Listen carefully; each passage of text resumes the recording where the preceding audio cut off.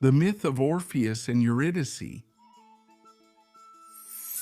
Many years ago, in the times of ancient Greece, there lived a young man named Orpheus, who was the son of King Egro, king of Thrace and Calliope, the muse of poetry. Orpheus was a prodigious musician. He used to play his splendid harp, whose music had the power to enchant and soothe even the wildest creatures and the hardest hearts of men. But beyond his talent, it is a love story that would mark his destiny forever. Subscribe Orpheus. In the woods where the streams danced among the shadows and the trees whispered ancient secrets, Orpheus met Eurydice, a nymph of the woods, of dazzling beauty. From the moment their eyes met, destiny was woven between them, and their hearts were joined in a pure and eternal love. However, their earthly happiness was short-lived. One day, while Eurydice was walking alone in the forest, she was stalked by Aristeo, a hunter who had set his eyes on the beautiful nymph. In her desperation to escape, Eurydice ran among the trees, but a venomous snake caught up with her and bit her, taking her from this world. Orpheus was left heartbroken by the loss of his beloved, but his love for Eurydice was so deep that he decided to challenge death itself. With his lyre in hand and his heart full of determination, he set out on a journey to the Underworld, the realm of Hades, in search of his beloved.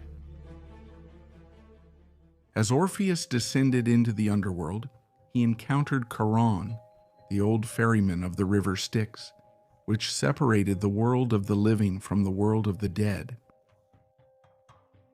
Charon, with his gloomy face and his lifeless eyes. At first, Charon refused to take Orpheus, as he did with all the souls who crossed into the realm of the dead. However, Orpheus began to play his lyre, and its sweet sound touched Charon's heart, awakening a small spark of humanity in his dark being. Moved by Orpheus's music, Charon finally agreed to take him across the river Styx, where the realm of Hades awaited. Upon reaching the gates of the Underworld, Orpheus faced an even greater challenge. The fierce Cerberus, the three-headed guard dog who watched over the entrance to the realm of the dead.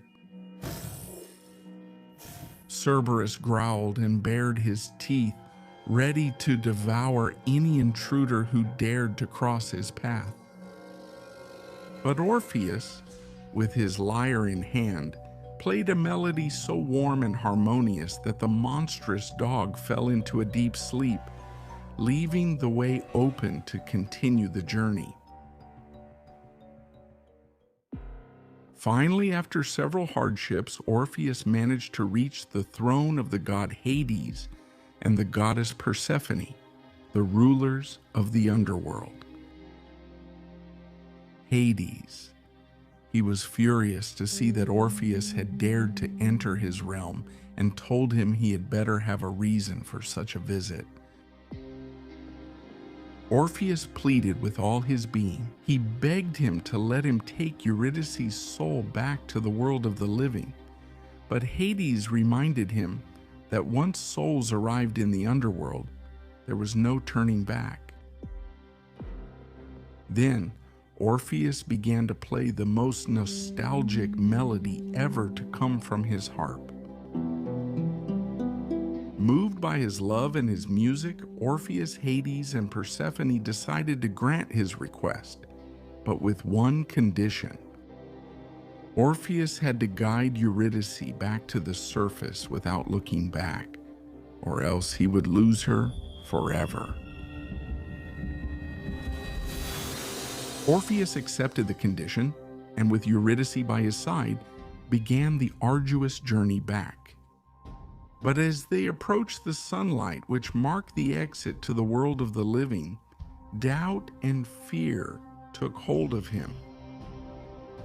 Afraid of losing her again, Orpheus turned to make sure Eurydice was following him, forgetting for a moment Hades' warning. Subscribe. In that tragic moment, Eurydice vanished with a scream of terror into the darkness, and the shape of her soul faded once again among the shadows.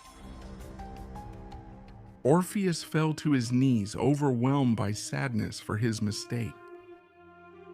His love for Eurydice led him to defy death itself, but his own weakness had separated him from her forever. Seeking solace, Orpheus withdrew to the forest to mourn his loss, where he attracted the attention of a group of Maenads. The Maenads were followers of Dionysus, the god of wine and fertility, and they were captivated by Orpheus's music and led him into a frenzy of celebration to the rhythm of the music. However, the joy soon turned into fury when Orpheus rejected the charms of the Bacchae, keeping his heart faithful to Eurydice. In a fit of anger and jealousy, the Bacchae rushed at Orpheus and killed him. Then they tore him apart and threw his remains into the river, which, it is said, were carried by the turbulent waters to the island of Lesbos, where they were buried in a sanctuary in his honor. But the story of Orpheus and Eurydice did not end with his death in the underworld. Orpheus was reunited once more with his beloved Eurydice. There, in the eternal darkness, they found comfort in each other, and their love continued to burn in the deepest reaches of the realm of the dead, where they would remain together as they always wished for all eternity.